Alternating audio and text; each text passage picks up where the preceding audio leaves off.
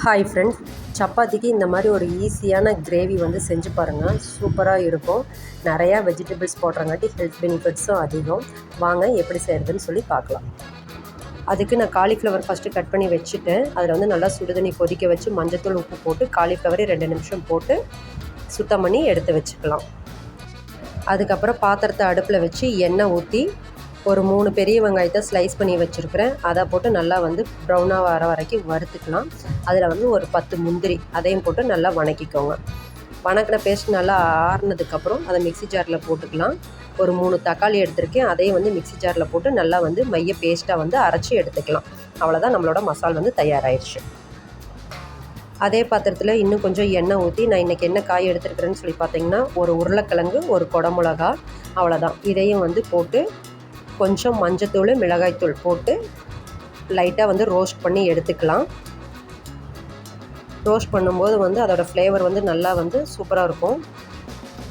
அதை ஒரு பிளேட்டில் வந்து மாற்றி வச்சுட்டு அதே இதில் இன்னும் கொஞ்சம் எண்ணெய் ஊற்றி நம்ம வேக வச்சுருக்கிற காலிஃப்ளவர் அதையும் வந்து போட்டு இதே மாதிரி எண்ணெயிலே வந்து ரோஸ்ட் பண்ணி எடுத்துக்கலாம்.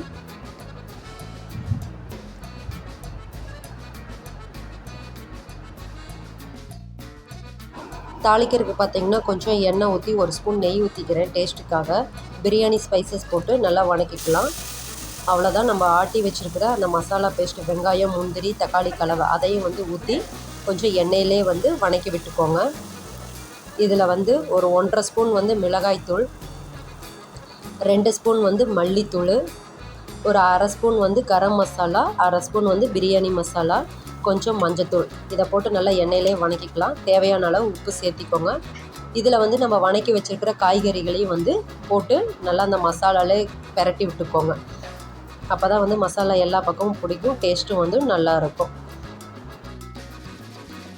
2 நிமிஷம் மசாலா நல்லா கோட்டிங் ஆனதுக்கப்புறம் நம்ம ஆட்டி வச்சுருக்கிற ஜாரில் இருக்கிற அந்த கழுவுன தண்ணியவே வந்து ஊற்றிக்கலாம். தேவையான அளவு தண்ணி சேர்த்திக்கோங்க. கிரேவி கொஞ்சம் திக்காக வேணும் அப்படின்னா கம்மியாக சேர்த்திக்கோங்க. நான் இன்றைக்கி வந்து 2 டம்ளர் தண்ணி வந்து சேர்த்திருக்கிறேன்.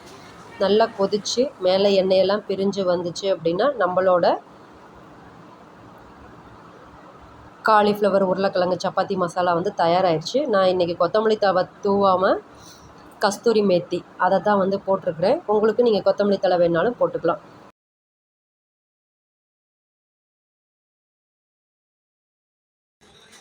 இந்த கிரேவி சப்பாத்தி, சாப்பாடு எல்லாத்துக்கூடையுமே மேட்ச் ஆகும். நான் இன்றைக்கி வந்து சப்பாத்திக்கு தான் வந்து காம்பினேஷனாக ரெடி பண்ணியிருக்கேன்.